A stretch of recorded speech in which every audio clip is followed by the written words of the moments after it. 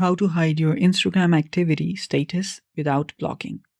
Hello guys, this is Atticus and welcome back to another video.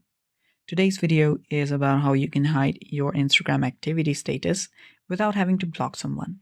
So this is for people who are much concerned about their privacy and don't want people to know what they're doing and when they're online or when they're offline in Instagram. So if you want to hide your Instagram activity status without having to block certain someone, you can do it, and it's rather simple. So the first step is locate your Instagram app, tap on it, and after you're on your Instagram, go to your profile by tapping on the bottom right profile icon. And after you've done that, you can then tap on the three lines on the top right corner. After that, you should be on your settings and activity. After that, select messages and story replies.